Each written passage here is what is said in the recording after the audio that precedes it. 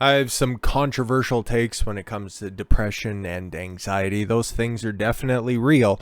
Not so much the conditions, but the feelings associated with them very much exist. Now, how you manage them and use them as either motivation or a hindrance is totally up to you at the end of the day. You can go ahead and push a pill, or you can get to the underlying problem. Totally up to you. But when it comes to mental health and getting that proper framework instilled into your mind in order to make a contribution and mark on the world, that stuff is very important. So when the mental health industry, to help Australian teens with healthy relationship building, when they decide to step up in order to foster better relationships for the up and coming generation, we're going to have to take a look at this. Because in theory, it's good, because that's been lacking thanks to government regulations, specifically over the past couple of years. And then even before that, with more kids, I hate to sound like the old man, but all the kids out there being online all the time, only seeing their friends through a computer screen, that's not good, and I don't like it because it's new. But you have to deal with the world as it is. That's how most communication is had nowadays, either through a phone, through a TV screen, through a computer monitor. That's how most interactions happen. But again, face-to-face interactions, those are always going to be king. So let's see how they approach this. Influenced by prolific social media and reality TV show, which showcase unrealistic and distorted images of finding love. None of those reality shows are about finding love. It's about 5 to 30 minutes of love, but all right. Australian teenagers lack healthy role models for both friendships and intimate relationships, according to an expert. Oh, you're just going to get them to sign up to trad cuck ideology? Great, wonderful, fantastic. The situation has worsened amid a rise in domestic violence. Do you want to address who's actually committing the most domestic violence? Or you don't want to do that? Mental health challenges and an increase in separation and divorce rates in the country. No, but divorce rates are at an all-time low right now, but just don't mind the fact that marriage rates are also at the lowest that they've ever been. That's fine, though, which increased significantly since the COVID pandemic.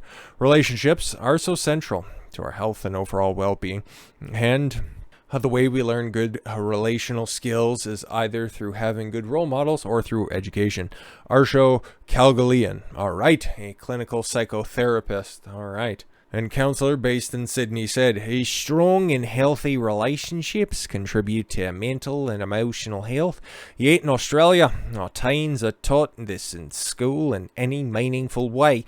No, they aren't. And then also financial literacy is another big thing that they should be doing, but they aren't, because again, it's more important to talk about gender, not how they work together, but how you can be one of, 70, 80, 90 different genders. If you come up with a new one, you're stunning and brave. If home is not a source of support or a healthy example, and they need to be provided with the knowledge, skills, and understanding of how to have a successful and lasting relationship and not rely on social media or friends to form their beliefs. And who the hell are you going to actually rely on in order to fix your problems? Yourself?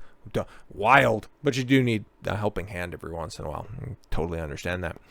Young people have experienced high rates of psychological distress, loneliness, education disruption, unemployment, housing stress, and domestic violence during COVID-19. Thanks, government. You did a bang-up job right there. She's kind of cute, and he seems kind of totally disinterested. Unless that's his sister, there's something wrong with him. You should have that looked into instead of just depression and anxiety. You know what? I'd be depressed. She's not naked. 77%. God, I hope she's legal. Because that would be pretty bad. 77% of young people report a negative impact on some aspect of the relationships. Okay, that's very vague.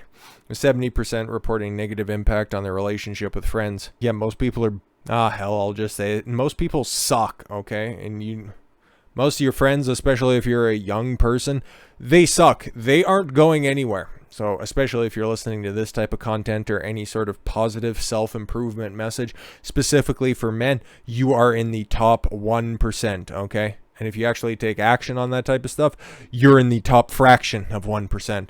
In 2020, 78,989 marriages were registered in Australia, a 30.6% decrease from 2019. Wonder why. It's almost like marriage, at least through the law, okay? If you go through the church or whatever your denomination is, hey, feel free to go do that. There's nothing legally binding there. And again, for a man, there's nothing that you can get in a marriage that you can't get in a healthy, happy relationship. There is nothing there. The only thing you're doing is putting half your shit up to just prove how much of a man you are. Stupid. According to Relationship Australia, COVID-19 and its effects on relationships survey in May of 2020, 42% of respondents said isolation had negatively affected their partner relationship, and 55% of the 739 respondents said they felt challenged by their living arrangement. Oh my God, I feel like we have seen this across the country, that an increased time spent at home and the need to juggle homeschooling and working from home combined with the uncertainties we all face has had an impact on families and led to an increased pressure on relationships. Nick Tebby, National Executive Officer of Relationships Australia, a non-profit organization, told Sydney Morning Herald. Callaghan, all right, we're back to her. Has been actively involved in government representation. Oh, great. The government is here and they're here to help. Great. And education bodies to promote the inclusion of relationship building skills in senior student education. She created her grassroots approach program, the GAP program. I think that's probably already taken, but good for you, which is a response to the growing rate of separation and divorce in Australian society. Yes, keep people in really just go nowhere relationships where, again, women are overwhelmingly encouraged and incentivized to break that marriage contract and then be rewarded for it. When challenges do occur, which will occur in most relationships, there are skills that can be applied to rebuild or maintain the relationship in a healthy, functional state. And everybody from the guy down the block is going to have their marriage blow up all the way to, Gisele Bündchen and Tom Brady with their stuff currently on the rocks. It doesn't matter your financial status. It doesn't matter how good you look. It doesn't matter how accomplished you are. If a woman has a certain feeling out there, your marriage and all of your assets are totally at risk. I use these methods in my practice and have seen the results firsthand. To be able to learn it while you're still in school, to equip teenagers for a life of understanding. Yes, exactly. Teaching men to be better betas. I see where you're going. Let's get to what the policy is actually about, because I'm tired of all of this brainwashing. Psychotherapist met with an education minister who referred to her as the CEO of NSW New South Wales Education Standard Authority, NISA, who then directed her to the personal development, health and physical education, and head of the department. After seeing the program, policymakers, blah, blah, blah, this was a long shot and I found it very challenging, as there were literally hundreds of professional development providers in the market. That's nice. NISA then introduced the Life Ready program as a mandatory part of the curriculum for senior students, which gives Callaghan, a better opportunity to approach schools and offer her own programs. Oh, great. She's going in there and shilling a course. Great. Just add her on the list of grifters out there. It's still a challenge, as the larger organizations who dish out programs as their main business have flooded the market with topics that are part of the Life Ready subject. It's completely at the well-being teacher's discretion. Teacher's discretion. You know exactly who this is going to be servicing and who it's going to be putting at a detriment. As which the program was engaged for the students. Life Ready is a mandatory 25-hour course developed by every school in New South Wales annually. It is designed to prepare and support senior students as they encounter situations related to health and safety as they become more independent and gain more responsibilities. Okay, you become more independent and you acquire more responsibilities. How are you supposed to handle that? As far as I'm aware, none of the programs provide the effective relationship skills that my program offers. Of course it doesn't. And for how many installments of payments for aggressive 300, non-aggressive 4 digits? What are we talking here, sweetheart? I found these skills don't go far deep enough in a couple.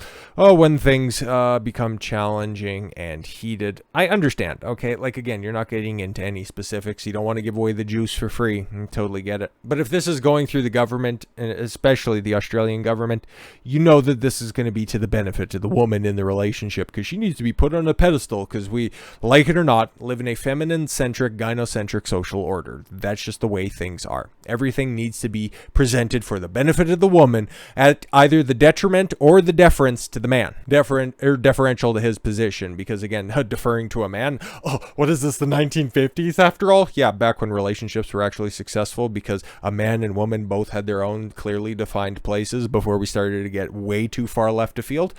But anyways, back on topic. Instead of working with the government to, maybe figure out the unequal distribution when it comes to marriage, maybe just trying to find a way to make that more equitable, like You guys both have your own resources in today's day and age, and women are simultaneously becoming more educated, 60%, at least in the United States. Things are probably, not too dissimilar in Australia. 60% of college enrollees are females, and close to 70% of graduates with post-secondary degrees are female as well. Okay, so more people are entering university, more women are enrolling in university, and more women are graduating with higher degrees. Why do we still have the exact same policies that were put on the books back in the 1800s when it comes to marriage in today's day and age? The best relationships for young people right now, they vary wildly between the sexes, because I'm one of these people who like biology and reality, who think that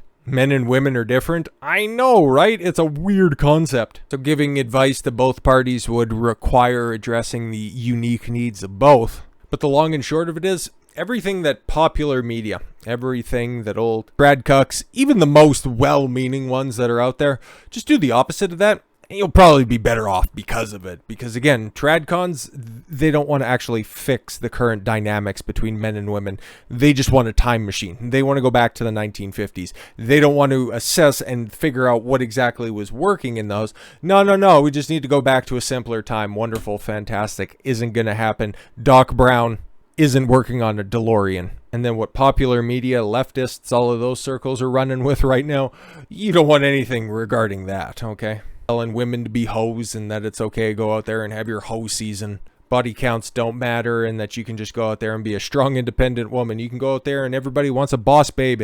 You can, Then if a man doesn't want you, you can just go out there and be as loud and rambunctious as you want, and he can't handle you because he just wants a young, malleable thing, okay? He just wants somebody that he can control and manipulate. No, most men just want a friendly, feminine, attractive woman. It's pretty simple. We can figure out the rest. But if she's actually going out there to try to empower men to retake and reclaim masculinity, that would be great, but I wouldn't hold my breath on that. So with all that said, thank you all very much for the gift of your time. I've been Don Consuelo. I want you to follow your gut and get after it. Take care, everyone.